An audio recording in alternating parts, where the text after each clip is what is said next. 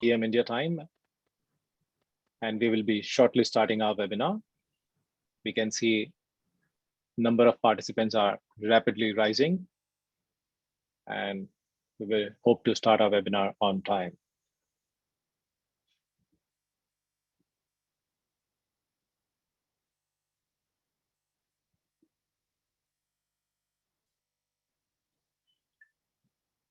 On risk resilience, it's 5:31 PM India time, and we have close to 100 participants already logged in, and many more are joining in. In the interest of time, we will kickstart our webinar as many more participants are joining in. I'm Sanjay Kedia, Country Head and CEO for Marsh India, and I have with me our colleagues Derek, Raid, and Paul Wilkinson, who will be leading the discussions for the webinar.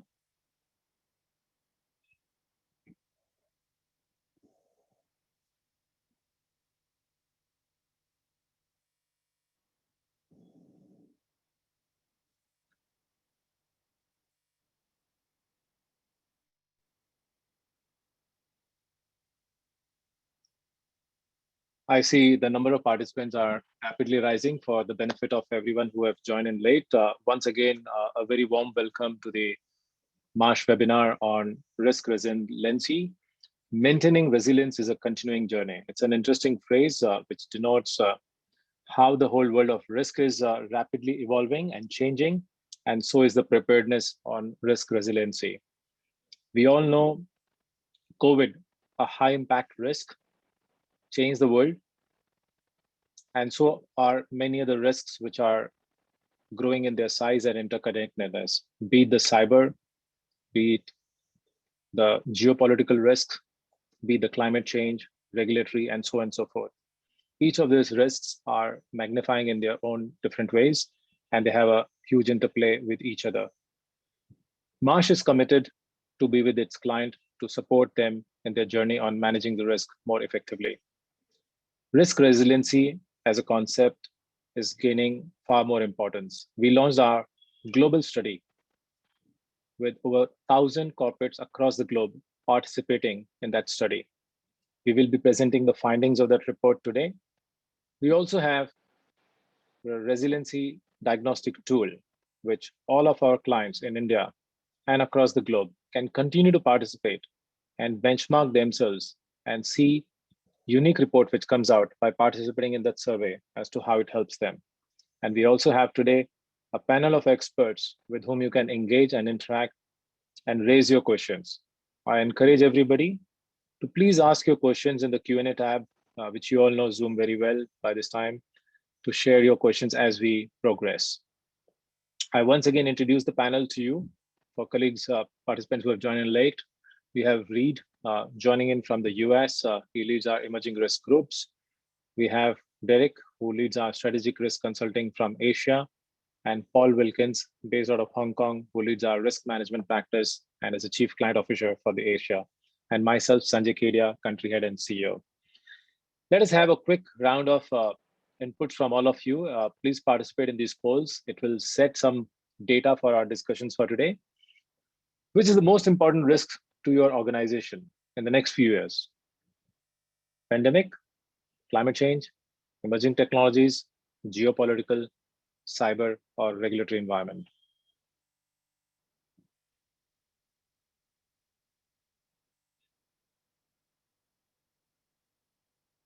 Request everybody to participate. It will be a good data point for discussion. Yeah. Let's see the results. It's fairly distributed, but cyber and emerging technologies leads the pack. Next. How comprehensively are you modeling, quantifying the potential financial impact of these most important risks? Extensively, somewhat, minimally, not at all. Please give honest and frank feedback. These are anonymous surveys, but it'll help everybody have a greater insights as to how everybody feels on this forum today.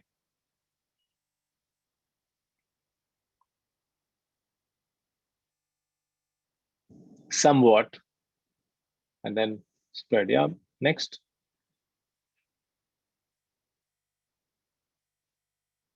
How well has your organization learned from severe disruptions and shock events that impacted your organization or others in your industry?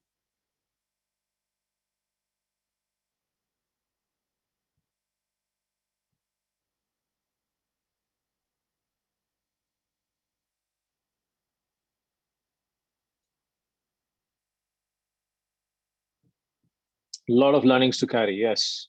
Next. With this, I hand over to Reed and Derek to take the discussions forward. Over to you, Reed and Derek, to take the dialogues forward. And we have close to 150 participants now, so the house is getting really full. So over to you, Reed. Wonderful. Thank you very much for hosting us today for this important discussion, Sanjay. I think this is a topic as we talk about resiliency, and I think as your remarks really captured it, at the title of this. I mean, this I think is very much of a journey, right? The challenges that have been before us. We can talk about the unprecedented nature of risk, the way that the world has changed over the past year. But I think that in some ways, COVID has done at the same time that it's spurred us to action, to think differently about risk and resiliency. It maybe has obfuscated the way that we need to be thinking about it, and perhaps the signs, the calls for resiliency were present before this latest global crisis that we're facing. So we thought that today, that as we go through the discussion with Derek, Paul, and myself, right, and Sanjay, that we would really kind of center sort of around five key talking points that you see before you of this is how should we conceptualize the challenge, right? And at the end of the day, this really isn't meant to be an academic discussion, but one about how do we think about structuring risk financing in a different sense? How do we measure and prepare ourselves to deal with these types of shock events? And ultimately, right, this idea of how do we build resiliency of our organizations, but that means that we also have to understand resiliency in a different sense. And I think we should be honest, right? Kind of, Sanjay, sort of your challenge to the group on the polling, right, of being candid. I think we have to be candid and challenge ourselves of whether or not that resiliency can be measured, and to what extent, and then what can we do, and how can we rely on these metrics, and then share with you some of the findings of the global report before talking a little bit about what's next as a call to action from this. So with this, as Derek, I, and Paul, and yourself, Sanjay, as we go through this, would certainly encourage conversations if that's okay, and chats from the audience in the Q&A channel. Would love this as much to be a dialogue as we can do on Zoom and across continents. So again, thank you very much for being here today, and we're looking forward to this. Let's go to the next slide, please. So this challenge, right? The challenge before us, as we talked about, I think is one that we've certainly have framed in light of COVID-19 and this continuing crisis. And different parts of the globe are experiencing this at different rates, right? In the U.S., some would believe that the crisis is over, and it's far from it, with the different variants and the challenges that we're facing. And yet, as we think about what COVID has presented to us as organizations, as businesses, but as risk leaders of in the leadership positions in which you all sit, right? There's a different need to, I think, challenge ourselves in the way that we conceptualize risk that I was talking about before just a few moments ago. It's interesting to me, at having spent 22 plus years in the intelligence community before coming to the side of the fence and joining Marsh and leading the emerging risk team, is that in hindsight, almost every shock that we seem to have faced over the past 4 or 5 decades, in hindsight, we can see that it's a product of long-term trends. Right? We can understand that with COVID, right, that there were plenty of warning signs that we should have seen from prior epidemics. We could see it with other types of the cyber attacks that we're facing, that there were certainly many bellwethers and signs of what it is now that we are experiencing, and that as we're moving forward from that perspective. And so I would argue, at least at the outset of this, that this is very much a less of a failure of prediction than the failure to properly account for these types of changes that we're seeing and that we're experiencing. Said differently, right? When we think about the emerging risks and resiliency, it's really a failure to anticipate. You know, it's interesting when I use this word anticipate. A year ago, March, we were one of our clients at the CHRO and the general counsel of one of the world's largest professional services organizations with an exceptionally heavy presence inside of India, said to us in the beginning when Marsh was building COVID models for that organization and tying it into their global resiliency plan, the chief human resources officer's comment was, you know, it wasn't that we didn't fail to anticipate COVID, it's that we actually failed to forecast what its impact could be on our workforce and for the clients that we're serving from that perspective. And so again, this idea of how do we better account for the risk? And I would argue anyway, that as we're thinking about this, that there's really sort of three dimensions to this challenge that we're facing. The first is this notion of pricing emerging risk. Now, in an insurance context, it would be easy to talk about pricing the risk as purely a dimension of what's the premium that I'm paying for that risk. But I'm really talking about something that's larger than the premium necessarily in the way we think about it. Rather, it is how do we conceptualize the cost of these risks and the potential cost of these risks across our value chain. And I think that then necessitates a second question, right? Is there something better that we can be doing? Is there a different way that we should be thinking about anticipating these risks? And at least that I would argue, certainly there's a need to connect risk to strategy of our organizations, right? There's an idea that as we're thinking about risk transfer strategies and the risks that we can and we should be pushing to the markets and the capital providers to take, but there's a need also then to us understand and how that strategy of my organization, of all of our organizations, is evolving over time within that context. And that leads us into this third point of which is a little bit different yet again, but is then if we're going to be connecting risk to strategy, if we're going to be thinking about optimization of risk transfer, if we're going to be understanding and having a better sense of the risk that we're retaining, then that needs to be a call, a differentiation around the metrics that we're selecting, right? Choosing very carefully and asking ourselves, challenging ourselves, if you will, of whether or not the metrics that we used in the past are still applicable for the way that we need to be evaluating resiliency. Or as we put on, as Derek and I put on this slide, right, the flip side of this is there a level of fragility that we can be measuring in our organizations, and how do we understand that? So let's start with those three challenges as we continue the discussion today, and we kind of go forward into the next slide. Look, I think that it would be perhaps criminal of me to tell you risk experts that are living in a very challenging environment of global firms in a challenging environment to sit here and tell you that the nature and complexity of risk is shifting. And yet it feels like, and Derek and I were sort of laughing about this as we were prepping for this session, but I feel a little bit like I'm a one-trick pony because I've been talking about this shift of nature and the complexity of risk shifting for the past 5 years. And yet it feels like we need to remind ourselves, not remind you, but we'll continually remind ourselves about this idea of asking ourselves and forcing our organizations to define the ways in which risk is shifting. I would argue there's really kind of two dimensions to this. And the first is that the velocity of risk itself, right? The clock speed of the risk that we're facing has fundamentally shifted over the past 5 to 10 years.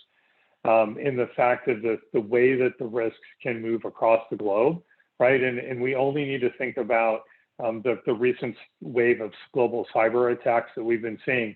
It feels like forever ago, Derek, right, that we were talking about SolarWinds breach in the United States and how that could be threatening our global clients from that perspective. And that was just December, and since that time, we've had 5 or 6 instances of equally and increasing global cyber events, right? And the fact that a single event can impact so many doesn't just speak to the velocity of that risk, but to this nature of our hyper-connected business operations today. You know, it's interesting when we think about this idea of hyper-connected because, you know, in the way that we're defining this, I mean, what it really means to me as we think about this from a risk professional standpoint, and I think about the risk tolerance, is that we accept a lot of fragility in our business models over the past decade and a half that were predicated on this belief that these types of shock events can't happen to us, right? We built them into our models, right? Whether it's just-in-time delivery, whether it was Lean Sigma 6 operations and design strategies, or the way we're thinking about efficiency of our supply chains. And all of it was built very purposefully, but called into question in the stresses that we faced in COVID. And I would argue anyway, that because of those stresses, that we need to challenge ourselves again with this idea of whether or not our current risk tools are inefficient or perhaps even inadequate in the way that we're looking about this risk. And I think that the client quotes on the right part of this, right-hand side of this slide from our global clients, not clients here in the US, but sampled from Asia and other geographies, with these two quotes really kind of capture the two ends of this, right? That these measures, the traditional risk measures that we've employed, are necessary, but perhaps we have to ask ourselves whether or not they're still sufficient to prepare ourselves for the future. And if they're not sufficient, then what is it that we need to be thinking about as we're moving forward? So let's take a look at understanding how we think about what we're talking about with risk resiliency and how we're defining this on the next slide. So look, when we started this journey in Marsh and we started this global report, this idea as we were crafting this with leaders from around the globe inside of Marsh, John Doyle, our chairman and CEO, made a comment to all of us internally, and he defined that there were 6 meta risks that were going to challenge the way that our clients, that you all were going to experience risk in the future. Sanjay, the risks that you already enumerated at the beginning of this, right, that you see on this slide. But I think it's different than this idea of maybe even the way we were thinking about it a year ago when we started our journey towards this risk resiliency diagnostic, which was at the time, we viewed these as sort of, shocks or inputs to the system, to the way that we need to be thinking about it. But I might argue that that as much as the pandemic or climate and ESG risks are inputs or can present shock events to our value chains, they're really actually defining the operating environment in which we're operating today. I think that the poll results were interesting, right? That the fact that the majority of you articulated that emerging technologies and cyber risk, perhaps not surprisingly, were the dominant risk. And there's a difference in the way that it's being viewed both in India and in Asia from even where it is defined in the US, right? Globally, we saw that regulatory was the #1 risk that our clients were most concerned about. In the US, right, closely followed by this, and globally as well, that cyber was #2. But I think that a lot of our clients forgot about this idea of the inexorable link between emerging technology and cyber risk, right? How we're using AI and ML and the adoption of it, the way that RPA is now becoming a pervasive and cost-efficient method to improve the way of business operations, be it from finance to procurement, let alone the way that we're thinking about industrial IoT. And so the challenge of the Marsh Risk Resiliency Report was to think about how resiliency was viewed, how prepared our clients are to face this volatility, and provide indeed some feedback and some insight to this. So let's go on with this journey and think about what some of the findings were as we move forward. So how do we understand resiliency? Let's tackle this first. I think that that from my background and the way that I view this, and Derek would love your thoughts on this, but I think that I was surprised that the honesty and the candor of our clients in responding to the survey globally, that 80% of them were not able to align, not because of willful misconduct or not choosing to align it, but the difficulties in aligning the risk and insurance strategies to the overall company growth strategies, whether those are structural constraints in the organization, the way that the organizations have organized their risk functions, or the fact that oftentimes, right, the growth strategies and strategic planning, right, is accelerating and risk is often brought in as an afterthought. And how do we challenge this? And yet this finding was really consistent across all regions, and including that in Asia as we looked at the clients, right, that this is a fundamental challenge. Now, Derek, as we talked about, right, if I take off my hat of always viewing the world from a glass half empty perspective, right, the pessimist that I am about the world and risk, I think this presents an immense opportunity as we think about this statistic about the change. What are your thoughts on this, sir? Yeah, thanks, Reed. So our observations here on this side of the globe in Asia are very similar, and there's a disconnect in these different functions work sometimes, and I would say oftentimes in their own kind of silos.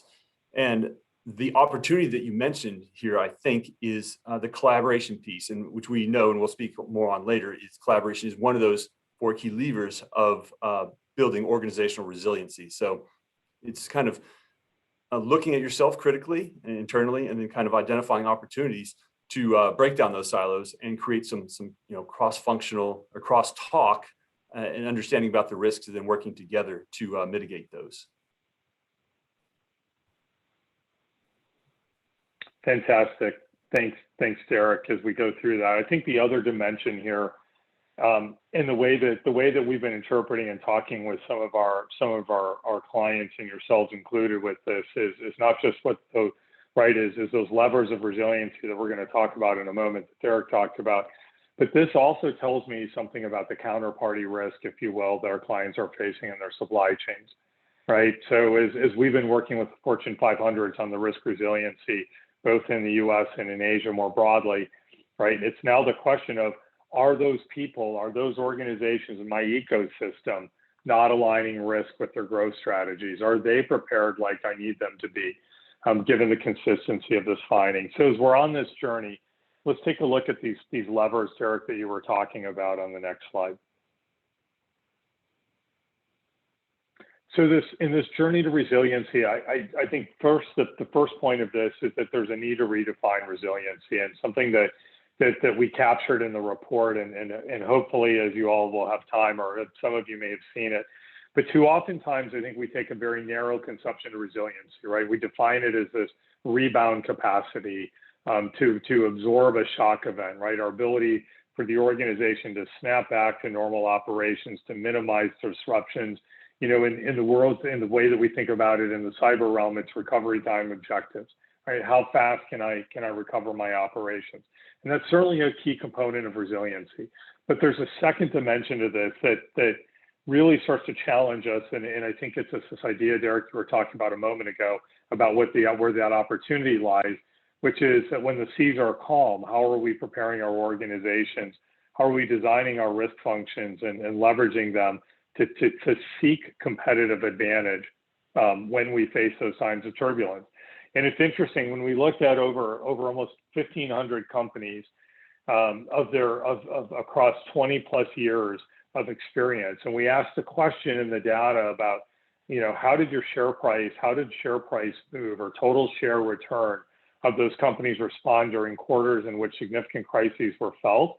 And those companies that would define themselves as resilient, that had these types of drivers of resiliency that were present, outperformed their competitors by almost a factor of 3x during those quarters of crisis, right?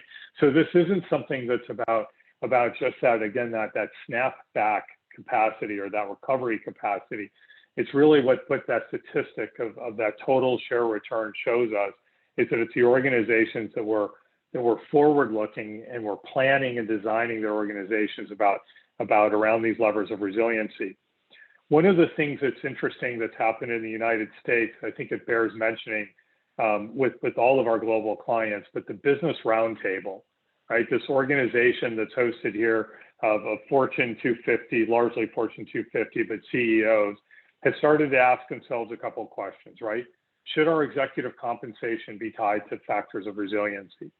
Should we be redefining, as the World Economic Forum also recently opined, that ES&G should also have a fourth component about resiliency? In other words, we should be holding ourselves accountable for these levers of resiliency and the ways that we prepare our organizations for these shock events.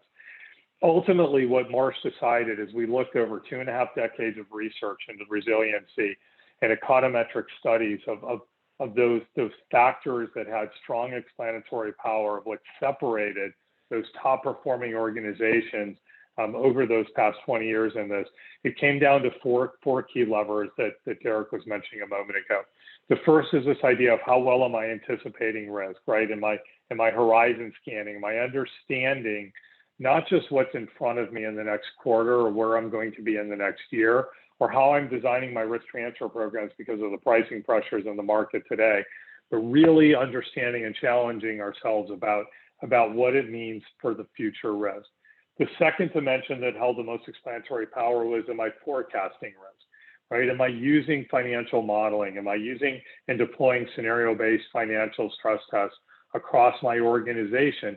Because as in the example that I gave before of the Chief Human Resources Officer of this 550,000 person organization, right? With that exceptionally large presence in India, her comment again was, it wasn't we didn't anticipate it. Our challenge was we didn't forecast what the impact was on our operations, and therefore our resiliency wasn't as strong. Our mechanisms weren't as strong as it should have been.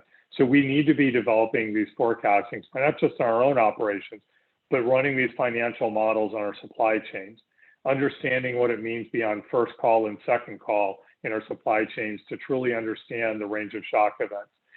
The third dimension, Derek, that you mentioned, that you highlighted a moment ago, I think that is equally important is agility, right? Which is more than just this idea that organizations need to be agile in the moment and need to be able to respond, but it's this idea that are we learning from the environment around us? And as you all indicated in the poll, that 49% of you were indicating that you were learning from those events around you from that poll.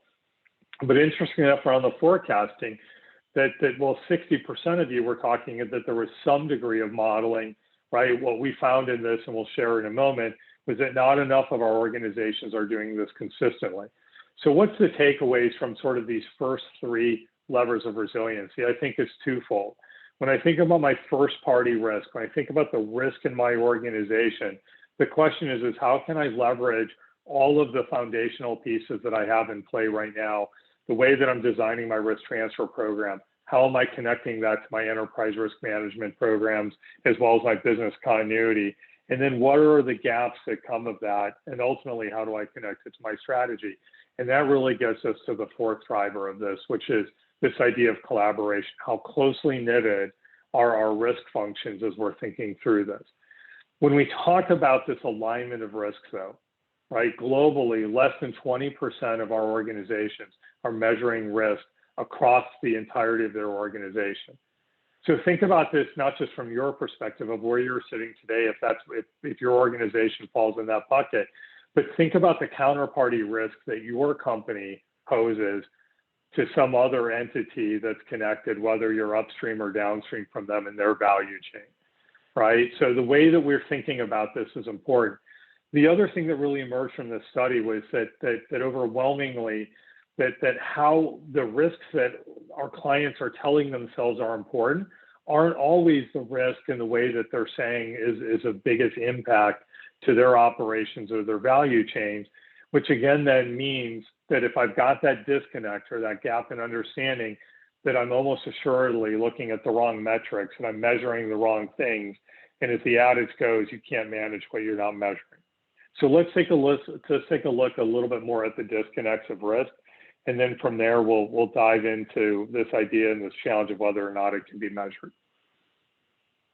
I think what we're really talking about on this is what is a resilient culture, right? This is that idea that Sanjay was talking about in the beginning of this and with the title of this presentation, that we're on a journey. And the journey is to establish this. This isn't an end state that we achieve, that working with you, partnering with you as our trading partners in this endeavor, that we reach the end state or the target state and we declare ourselves resilient, rather that it's a continuous journey in the cycle. Derek and I grabbed some snapshots of this from the overall findings of the survey globally. But interestingly enough, if I'm thinking about this from sort of the large market cap corporations in that upper right quadrant, that again, 68% of those with significant revenues aren't integrating resilience to a strategy. That's a telling sign to think about what we would expect of the most sophisticated organizations around risk, right, that they're struggling with it as well. To those of you that cited, as most of you did, and said that emerging technology is important, but in the overall survey, right, there was a large agreement that emerging technology is an important risk. but less than 10% of the survey respondents indicated that they're highly prepared for what that's coming, right? So do we really have an illusion of preparedness? Do we understand what it is and how these risks will integrate with us or will pose to us as we're moving forward, especially with digital transformation? And then finally, right, is back to this idea, are we measuring what matters, right? Do we have the right metrics in place to then allow us to fully come back to where we started this story? And so if the start of the story is about how we measure the unexpected, how we anticipate future risk, this isn't just the start, but it's a cyclical process in the way we design our systems and our resiliency. So now let's challenge ourselves to this idea about whether or not we can measure resiliency. Next slide, please. And one more. Fantastic, right? So I would argue to you, if this wasn't clear, we think we can measure resilience. We think that you should be measuring resiliency. And resiliency ultimately has to be measured across, we believe, through very traditional asset categories, right? How do I understand the shocks to my supply chain? Something that a lot of our clients have really started to spend a lot more energy on post-COVID with the fragility we talked about in the beginning. But equally so are the reputational harm risks, right? We can't transfer those to the insurance markets. And yet when we look at reputational harm, we see overwhelmingly that the impact of reputational harm metrics is in the B2B space, right? It's about the trust and the relationships from that perspective. Similarly for physical assets, right? When we talk about resiliency and we talk about climate and ESG being one of our 6 meta risks that we're measuring in this overall study and with the diagnostic, it's not just enough to ask ourselves, what's my nat cat modeling as it relates to my property exposures, but now can I overlay a climate scenario on top of it? How am I thinking about how ESG will make me a more resilient organization and so forth? So the argument anyway, as we think about this measuring resilience, is how do we bring this into focus on the next slide and show you and talk about how we can measure it from this perspective. So let's go to the next slide. So this is a sample output, and rather walking you through this, and when I say sample, this is a live client dashboard, and it's a client that we're working with as we're thinking through this from this perspective, right? And so part of this has to ask ourselves about a benchmarking perspective of where am I sitting on my risk? What's important to me, and where are my peers? How do I understand that? But it's not enough to think about where I'm measuring myself against my peers. How do I measure myself against all others in terms of preparedness? How do I understand those impact areas in that center left box, right? That we'll talk about in a little bit more detail in a few minutes, but those very traditional asset categories, and how do they align with my emerging risks? So in other words, when I think about cyber risks in my organization, it's not just cyber as a particular entity, but it's how does it impact and create cascading effects across my asset categories, or similarly viewing a single line like the impact to my clients and customers, and where are those shock events coming from? And then how do we dive in and understand the different levers of resiliency, ultimately giving us a focus in that center right picture about where do these risks align in terms of business impact, and then the opportunities and the scoring for improvement. And so let me give you a couple examples as we dive into this and some interesting findings. So let's go to the next slide, please. What does this mean? How do I understand and leverage this data? So when we looked at one of our global clients that has a lot of ties back into India, we asked them a question looking at the sectors in which they're dependent on and where their sourcing is coming, right? So again, perhaps a redefinition of counterparty risk, expanding that from a credit context into a broader understanding of those vendors in my supply chain are really counterparties to my operations. And what those sectors showed around from that perspective was that they were reliant on, of course, was that over 61% of those critical functions that were in their global supply chains or their global vendor value chains had substantial impact. I believe that cyber would substantially impact their supply chains. In other words, the supplier, the upstream risk to our clients and the way they're starting to view this. We're thinking about the fact that upstream, the vendor risk and how people are looking at resiliency of companies now, right? That over 2/3 of those in these critical sectors had technology risk and exposure from their vendors. And I think the last statistic, Derek, is perhaps the most alarming from that side, which is really this idea that if I start to ask the question, right, as I'm thinking about third and fourth party risk, you know, if 66% of those that I'm relying on are going to face solvency issues from a significant cyber attack, how do I now think about resiliency? And maybe it's not just a question of resiliency, Derek, as you and I have been talking about, and Paul, right, it's really a question of fragility and how we define this. So maybe Derek, we can jump from this into some of the regional findings and talk about what this means in a context. Yeah, thanks so much, Reed, for kind of clearly establishing the context and really providing the impetus of why intentionally building in resilience is more important now than ever, especially from all kind of the systemic level events that we've all been a part of in the last 18 months. And so, yes, what I'd like to do now is just take a closer look at some of the insights that were drawn from the Asia statistics and survey response in particular, and kind of just briefly compare them to the poll that we had.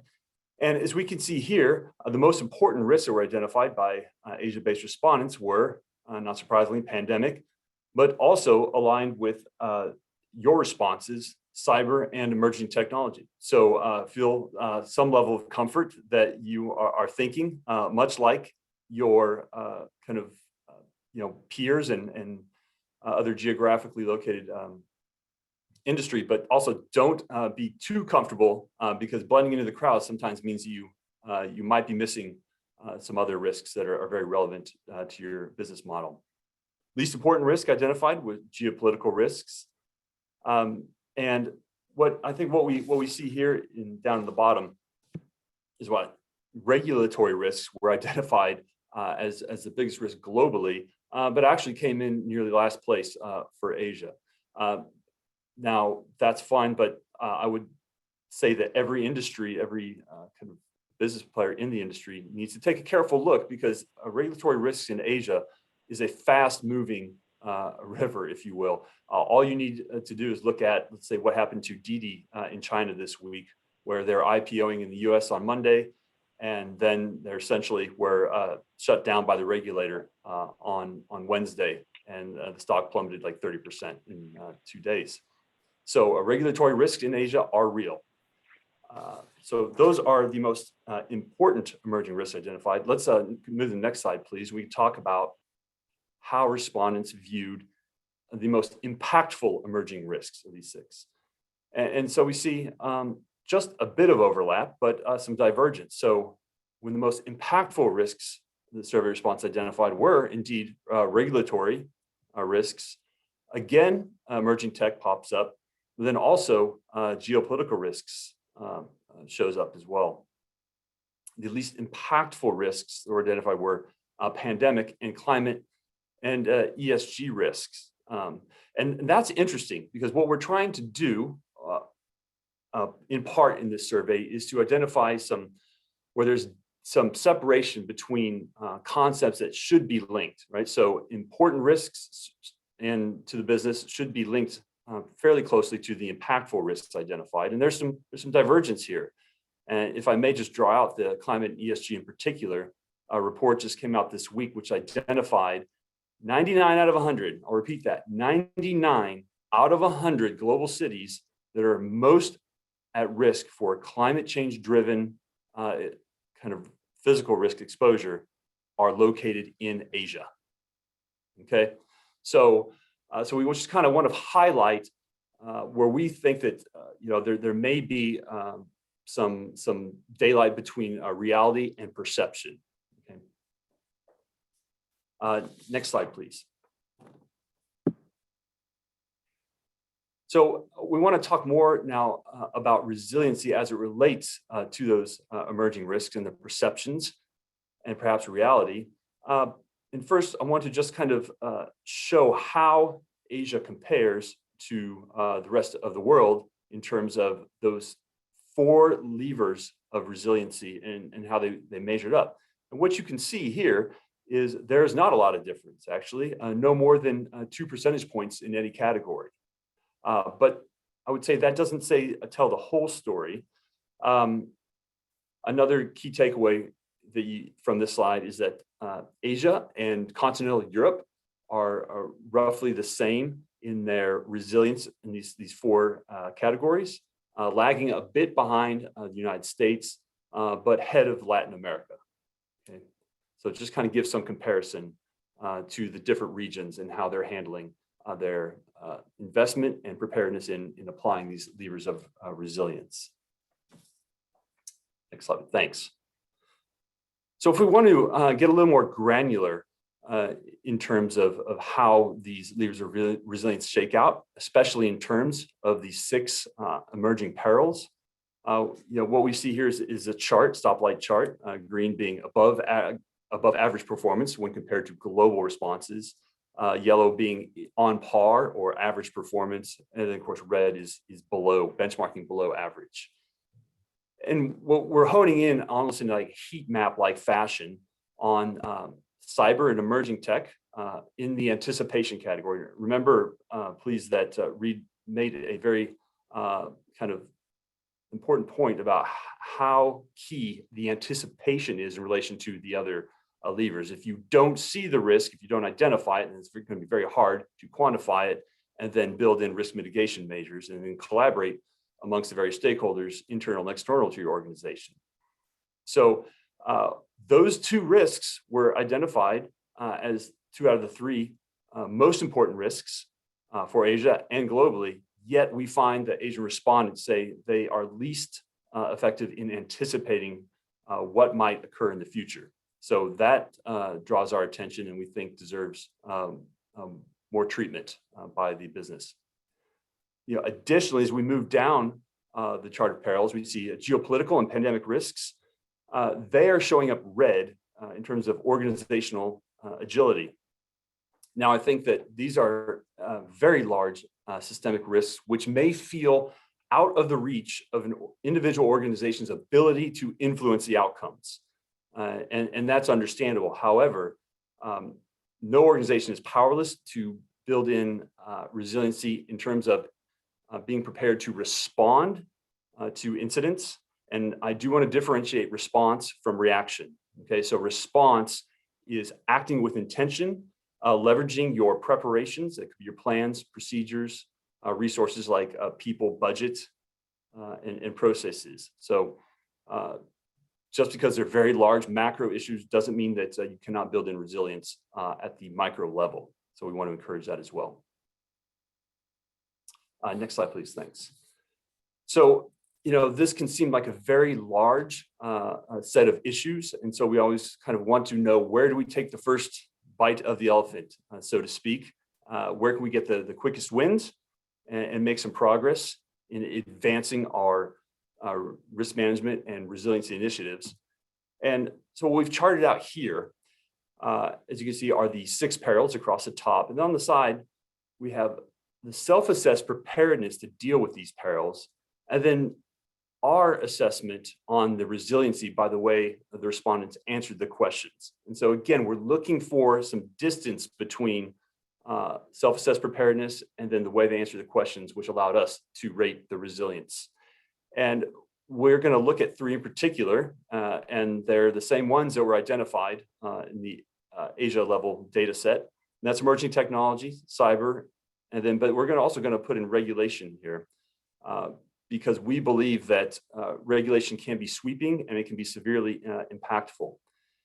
And the reason we selected these is there's a green and red match, right? So there's a high self-assessed preparedness for emerging technologies, but a low sense of actual resiliency. And so that's probably the most disparate matching of those 2 elements. But so that is an area of focus.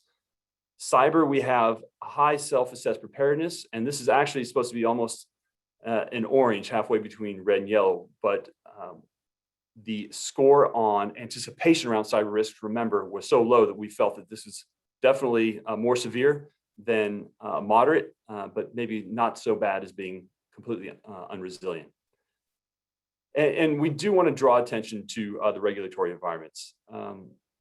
While like geopolitical was very impactful as well, regulatory changes we can expect can be implemented very quickly by governments in Asia. They don't necessarily require a lot of discussion as they might get in other parts of the world with a lot of lead time to implement changes. So in terms of what is next, so how do you take kind of this high level kind of summary we've given you today? There's really just kind of 3 steps we want you to focus on. And number 1 is now take a fresh look at your risk management approach. Prioritize emerging risks based on your exposure.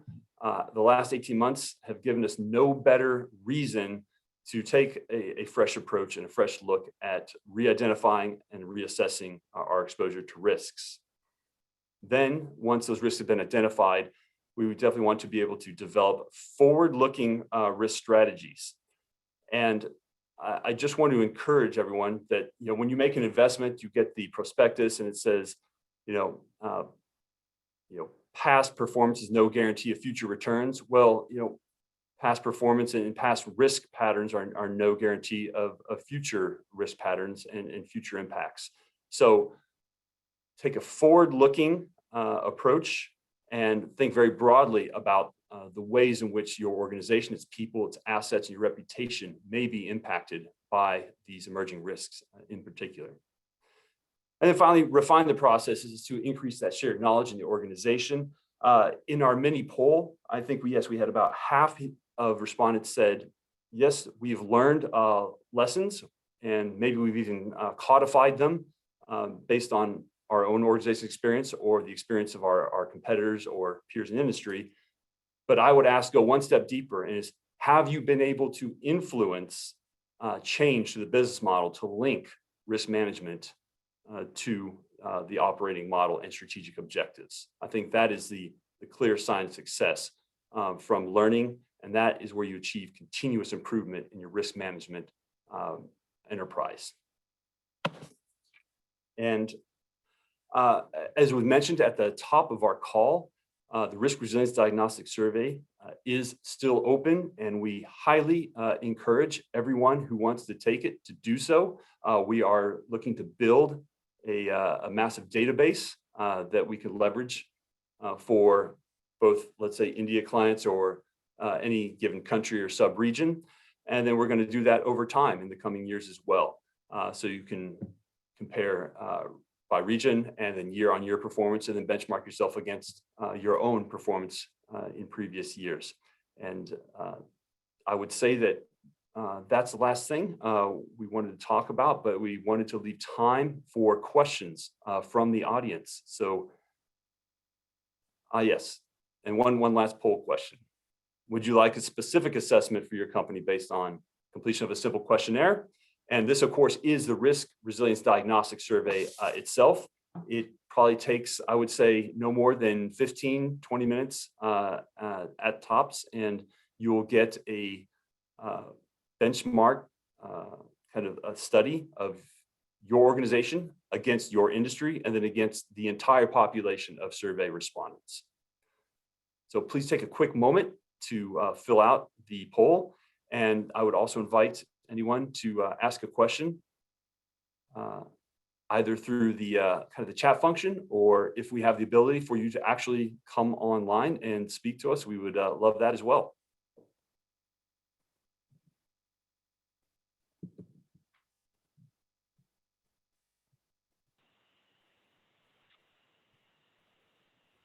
So, Derek, as we're waiting for some questions to come in, I'm wondering, Paul, if you could offer some views from your perspective of what you're seeing with clients and the challenges they're facing in this regard to resiliency.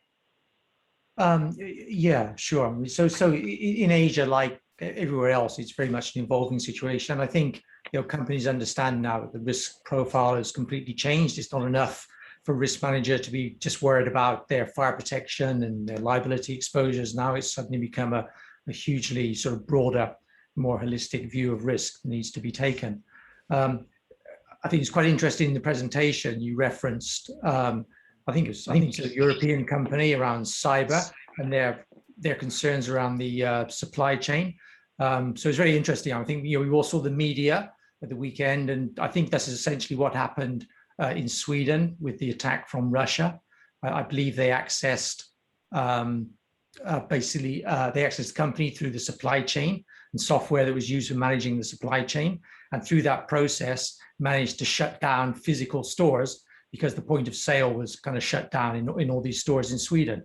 It had a very broad impact. So exactly what you were talking about as a company being concerned of actually happened last weekend. So cyber is very interesting because it's moved from companies worrying about loss of data to then realizing there is the ability to shut down power stations and heavy industry, to now seeing there is the ability to sort of lock out point of sale in stores. And ransomware is obviously related to all of that. So at the same time as we see the massive increase in the risk exposure, we also see the insurance companies kind of pulling back what they're prepared to offer in the way of insurance. So therefore, more and more important for companies to make sure they do an assessment to understand that the company at least has a view of what the potential exposures are to their company, even if it turns out to be not practical to buy insurance. And I mean, that's cyber, but I think you can run that same sort of rule and process over each of the 6 areas that you mentioned. Probably the only other area I would mention, and I think this is a global phenomenon, but we see it in Asia, certainly it's the case in India, every day, more and more focus on ESG and all the components of that. And I think I can frame that in a way of, like, say from the insurance perspective, increasingly now clients will ask us, Marsh, if we're going to work with you as a supplier, what are your credentials around what you're doing in the ESG area? And then they will then say, okay, fine. But then also the insurance companies that we're using, what are their credentials and what are they doing? But then in the same way, going back the other way, the insurance companies are then saying, if I'm going to insure this company, what are their credentials around ESG and what is it that they're doing? So there's a whole, this is an enormous sort of growth area, which is obviously just going to grow and grow and is not going away anytime soon. So I think within this, cyber and ESG are things we're going to be talking about for many years now. I think, Paul, you highlighted 2 really interesting dynamics in that. One, right, is the this sense that I think cyber has to be redefined, right? It's about digital risk in my organization, right? Is it my operations? Does it shut down the way on my communications, my point of sale, right? It's cyber is just a vector now, and so we need to challenge the way we view it, both to ourselves and the others. And I think that same dynamic exists within ESG, right? It's this interconnected nature, and everybody's not only asking ourselves, where do I sit on that from a disclosure perspective, but how subject am I to those risks? And can I remain viable? And ESG really is now proving out to be a competitive advantage for the people that are understanding and adopting and moving forward faster. So I think it's an opportunity for our clients to differentiate around risk as much as it is to prepare to be resilient. And I think that gets at that essence of how we're defining resiliency here. Sanjay, sir, any thoughts from you?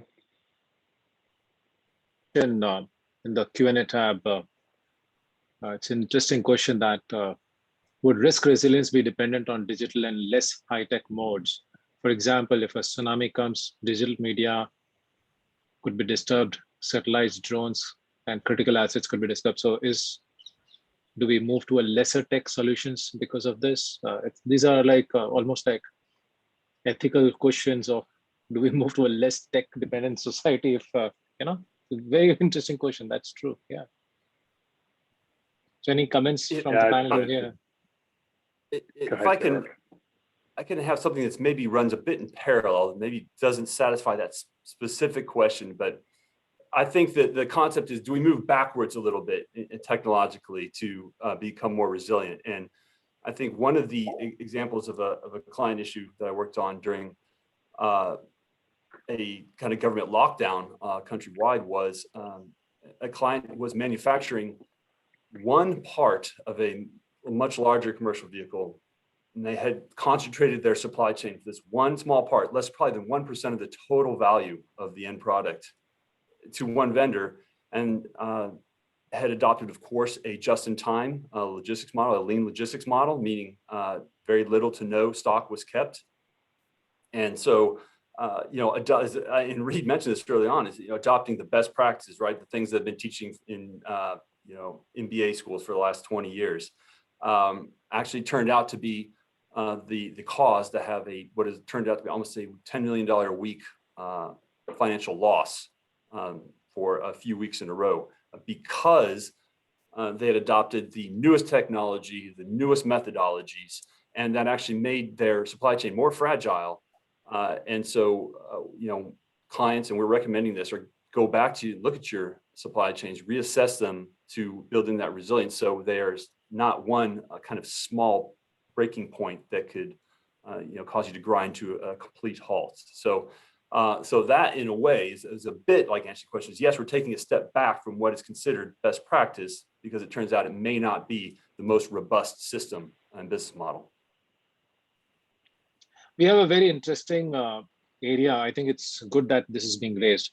It's a question around how important is risk tolerant and risk appetite, because risk has both negative and positive impact. If we don't take risk, there's no progress. So how does the risk appetite come in the way when we're doing this whole risk resilience? So some reactions from the panel, Yeah, I think it's critical, Sanjay. I think we've got to challenge ourselves. Most of our clients do not have a defined cyber risk appetite. Back to Paul, your example, right? They can't tell us what that is, let alone how am I thinking about it from a regulatory perspective, and when do I know? Am I taking enough risk, to your point, right, to drive opportunity and change, and where am I moving out of that? So I think that number one, it's critical that we start to move more into those definitions of tolerance and appetite. And some of that's going to be quantifiable and be appropriate to be quantified in financial metrics, but also then bringing in different types of metrics to do dynamic risk measurement. How do I know quarter to quarter how I'm moving between the floor, the risk that I want to take, and the ceiling when I'm starting to press out of tolerance, and how do I adopt a portfolio view to that to understand the interactions? And that, I think, is going to be the future. One of the futures of risk management is this idea and concept of dynamic risk management, much like our clients are managing FX risk in a dynamic sense, right? Can we be understanding these other more traditional ways of measuring risk and have a better sense and more real-time dynamic view to it? Interesting. I'm just picking up on a comment over here and adding my own question for this. Is, of course, we could buy insurance to cover a lot of risks which are there, but some of these emerging risks, be it pandemic, regulatory, and within cyber, many elements of cyber risks, there's not insurance which is available as a solution. So what do you do with them, which is not covered through insurance? Yeah, I think there's maybe I'll take the first crack at that and then pass it over to Paul and Derek. But I think you have to understand how the insurable, like let's take cyber, for example, right? We sometimes want to only measure what's insurable. And what we really need to understand is what's the risk and the impact to the business, and then figure out that, kind of your comment, Paul, right, is about understanding what am I retaining on that, either by choice or by the unavailability of coverage in the market or capacity or those dynamics.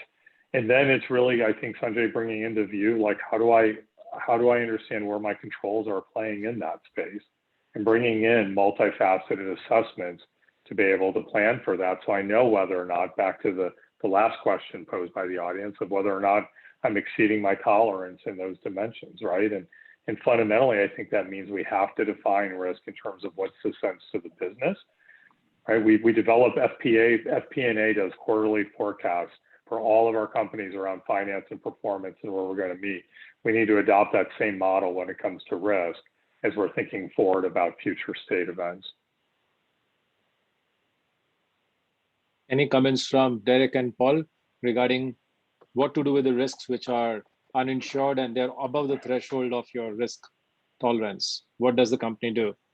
Yeah, Sanjay, I mean, as you know very well, even Marsh, we reference ourselves as being risk consultants and insurance brokers. and the insurance piece comes after the risk consulting piece. So like even in traditional insurances, and it goes back to your last question, you may have two companies similar size in the same industry, but one company has a very high risk tolerance, and the other one has a very low risk tolerance. So the one with low risk tolerance maybe will buy more insurance. But the starting point for both of those companies is to do the assessment of risk, to understand what their risk exposures are, and then make informed decisions as to about how much risk they want to retain and how much they want to transfer to the insurance market. And fully agree, these sort of 6 risk areas that we've listed, there are some insurance solutions within that. Generally not. Generally they will be risk related solutions, but everything comes back to first do the assessment, understand what the exposures are, and then from an informed basis, make decisions about what you do and don't insure. Absolutely, we're not here to sell insurance or suggest you buy more and more insurance. We're here to suggest that the risk landscape has changed. There are some really big risks in here that maybe could be a real sort of threat to the survival of your company. So kind of do the risk assessment, look at those risk areas first, and then we look at insurance afterwards.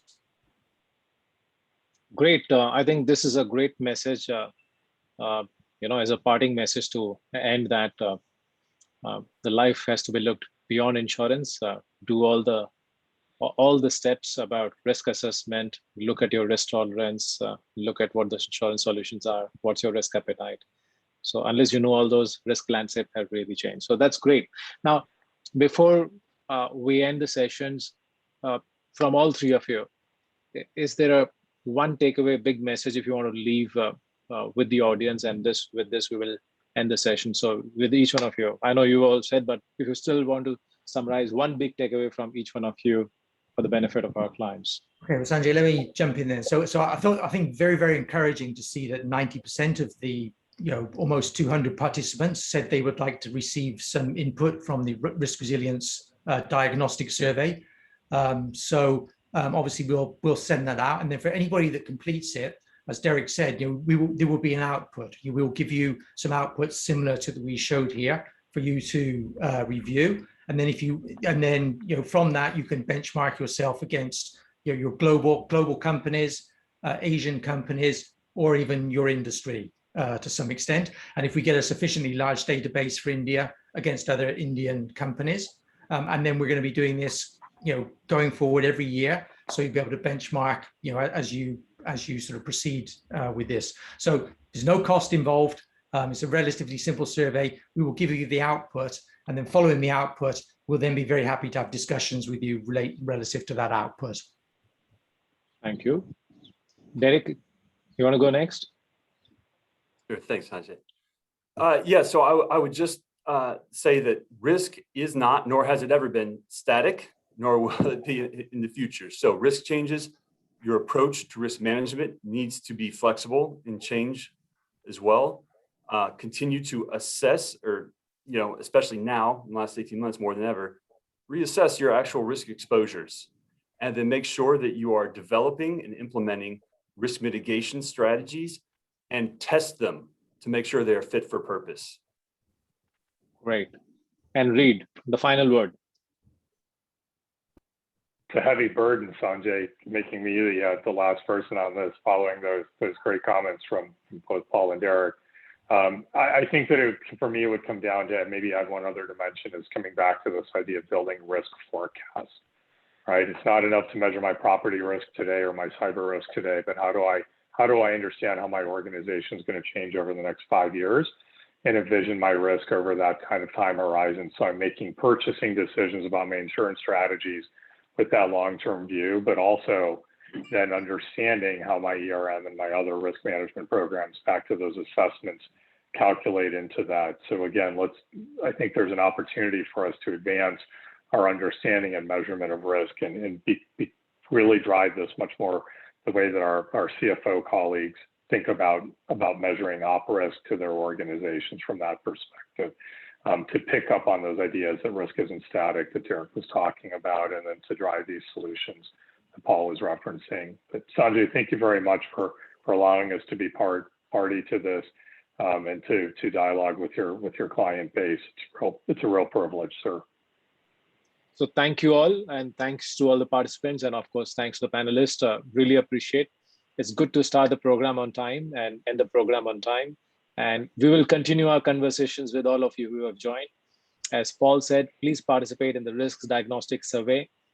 There's a tailor-made specific takeaway once you participate in the survey for you to continue this conversation. So thank you all, and have a great evening ahead. Thank you, everyone. Thank you. Have a good evening. Thank you.